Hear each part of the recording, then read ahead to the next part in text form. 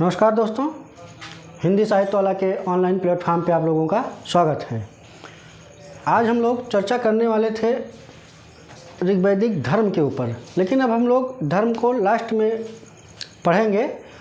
अब हम आज राजनीतिक संरचना या राजनीतिक व्यवस्था ऋग्वैदिक समाज की ऋग्वैदिक सभ्यता या ऋग्वैदिक काल की पढ़ेंगे। उसके बाद आर्थिक जीवन, उसके बाद हम लोग धर्म पे आएंगे।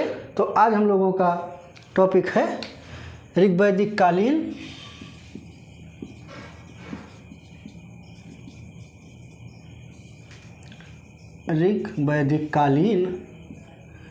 राजनीतिक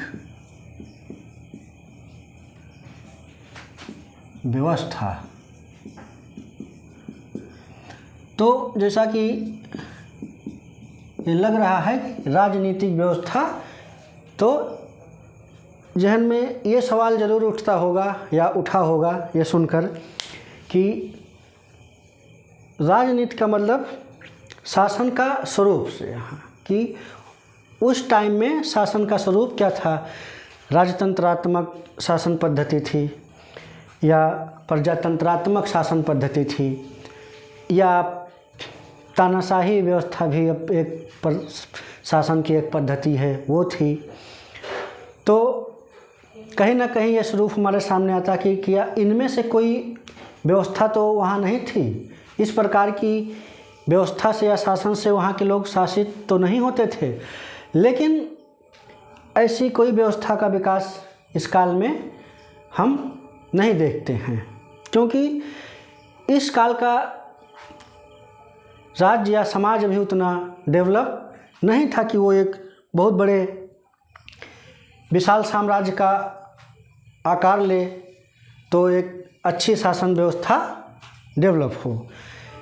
अगर हम इस काल की राजनीतिक संरचना पे बात करें तो इस काल की राजनीतिक संरचना कबायली संरचना पर ही आधारित थी। इसलिए इस काल में राज्य जन आधारित था और राजा की स्थिति जो है वो बहुत स्पष्ट नहीं थी। राजा की पहचान अपने कबीलों के साथ या कबीले के साथ की जाती थी और राजा को जनस गोप या कबीले का मुखिया कहा गया है। तो ये जन आधारित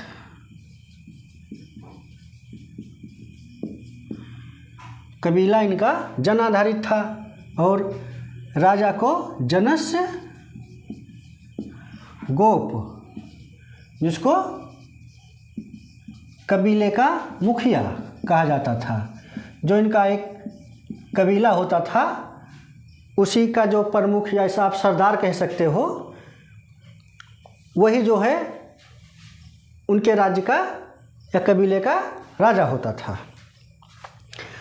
इस काल में अगर हम देखें तो भाई अगर राज्य होगा तो कर प्रणाली भी होगी, लेकिन इस काल में हमें कोई ऐसी मतलब सूचना नहीं मिलती या कोई ऐसा साक्ष्य नहीं मिलता है कि इस काल में हमको किसी प्रकार की कर प्रणाली का विकास देखा गया हो। कोई कर प्रणाली इस समय स्थापित नहीं हो सकी थी। लेकिन हाँ, ऋग्वेद में एक जगह हमको बलि नामक कर का उल्लेख मिलता है, लेकिन यह कोई नियमित कर नहीं था। इसको स्वैच्छिक भेंट के रूप में स्वीकार किया जाता था और इसलिए राज्य की आमदनी का जो मुख्य स्रोत था, जब कोई बात आती है ना कि अगर कर नहीं था कोई इस काल में तो राज्य की आमदनी कैसे चलती थी। तो जो राज्य की आमदनी होती थी वो युद्ध में जो लूट का माल होता था उसमें राजा का एक बहुत बड़ा हिस्सा होता था। तो इस प्रकार राज्य की आमदनी होती थी। तो जो कर के रूप में हमको बलि का उल्लेख ऋग्वेद में मिलता है तो ये नियमित कर नहीं था, नियमित कर नहीं था, बल्कि यह एक स्वैच्छिक भेंट थी। और इस काल में अगर हम देखें तो कुछ जनजातीय संस्थाओं का भी उल्लेख हम पाते हैं जो राजा के ऊपर अंकुश लगाती थी। अगर इन संस्थाओं में हम देखें, सभा, समिति, विदत और गण, ये संस्थाएं हमको देखने को मिलती हैं। सभा की अगर हम बात करें तो सभा वरिष्ठ जनों की संस्था थी और यह न्यायिक कार्य से जुड़ी हुई थी। और समिति संभवतः शैक्षिक कार्यों से जुड़ी हुई थी और इसके द्वारा राजा का निर्वाचन भी किया जाता था। और सभा और समिति राजा को निरंकुश नहीं होने देती थी। हो सकता था इनके पास वो अधिकार रहा हो जब राजा अपनी मर्जी का शासन करना चाहता हो, लोगों के विरुद्ध जाके शासन करना चाहता हो, तो ऐसा प्रावधान शायद किया गया रहा होगा कि ये संस्थाएं राजा के ऊपर नियंत्रण लगा देती थीं।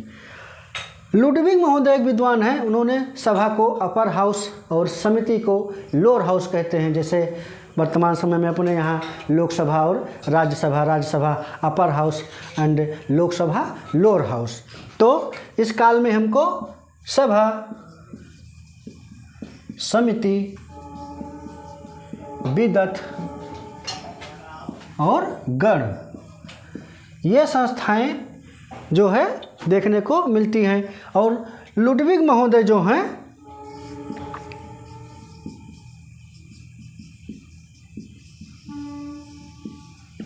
इन्होंने सभा को अपर हाउस, इसका मतलब उच्च सदन, और समिति को लोअर हाउस यानी कि निम्न सदन। अगर हम बात करें विदत की, तो विदत के बारे में हमको कोई स्पष्ट जानकारी नहीं मिलती है। इसकी क्या भूमिका थी स्पष्ट हमको इसके बारे में नहीं पता है।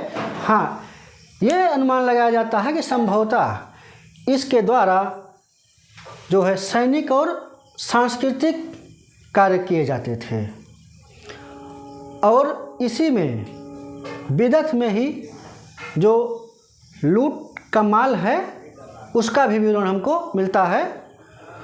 माल शब्द का मतलब लोग आधुनिक अर्थ में मत लीजिएगा। जो युद्ध में वस्तुएं वो लोग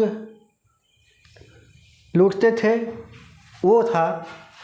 और अगर हम गण की बात करें तो ये शायद गणतंत्रात्मक शासन का बोध कराता है हमको।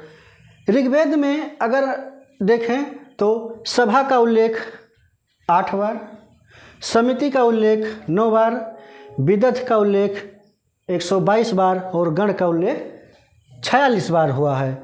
तो सभा का उल्लेख ऋग्वेद में 8 बार, समिति 9 बार, विदत 122 बार और गण 46 बार। तो देखिए विदत का उल्लेख 122 बार हुआ है। तो इसके आधार पर अनुमान लगा सकते हैं कि हो सकता है ये भी एक महत्वपूर्ण संस्था रही हो। तो आगे हम देखते हैं जो है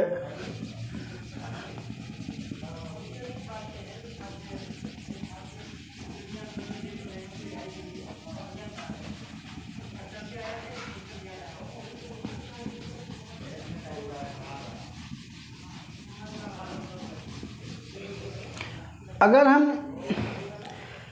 इस काल में देखें तो कोई व्यावसायिक नौकरशाही या अस्थायी सेना का गठन नहीं किया गया था। ऋग्वेद में रक्त संबंधियों को ही जो है राजकीय पदों पर नियुक्त किया जाता था। अगर हम देखें उदाहरण के लिए तो युवराज, सेनानी,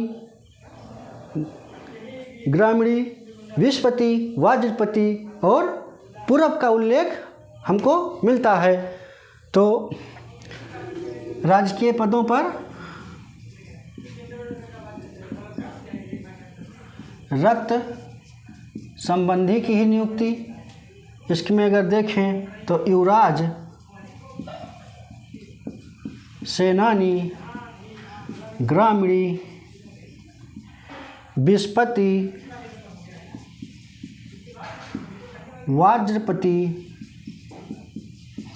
वाज्रपति जो होता था वो चारागाहों का प्रधान होता था,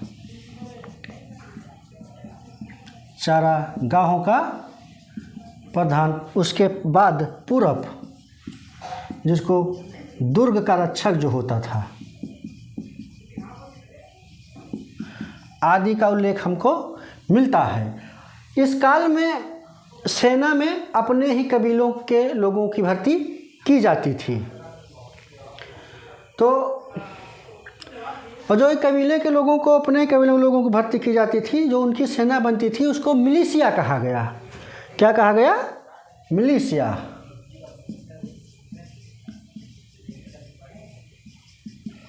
अगर हम इस काल के प्रशासन की बात करें तो प्रशासन की सबसे छोटी इकाई कुल, उसके बाद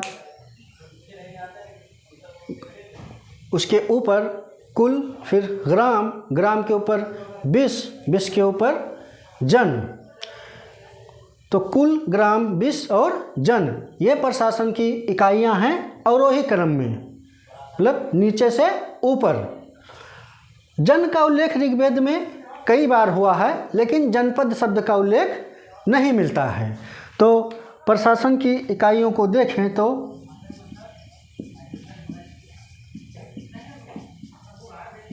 प्रशासन की इकाई कुल, ग्राम, विश और जन। तो ये कभी कभी क्वेश्चन भी पूछ लेता है कि ऋग्वेद में प्रशासन की इकाइयों का अवरोही क्रम बताइए। तो अवरोही मतलब आप जानते हैं कि जो है घटता क्रम होता है, और आरोही बढ़ता क्रम। तो ये आरोही क्रम में है। हमने शायद इससे पहले बता दिया, ये अवरोही क्रम नहीं, सॉरी, ये आरोही क्रम है। सबसे छोटी इकाई कुल, फिर उससे बड़ी ग्राम, ग्राम से बड़ी विश, विश से बड़ी जन। तो कुल, ग्राम, विश, जन, ये आरोही क्रम में है। और अवरोही क्रम में अगर देखेंगे तो ये जन, विश, ग्राम, कुल। तो ये था ऋग्वेद का जो है राजनीतिक व्यवस्था। तो आप लोग नोट कर लीजिएगा मेन पॉइंट। नेक्स्ट क्लास में हम लोग ऋग्वैदिक कालीन आर्थिक व्यवस्था के विषय में चर्चा करेंगे। तो मिलते हैं नेक्स्ट क्लास में। धन्यवाद।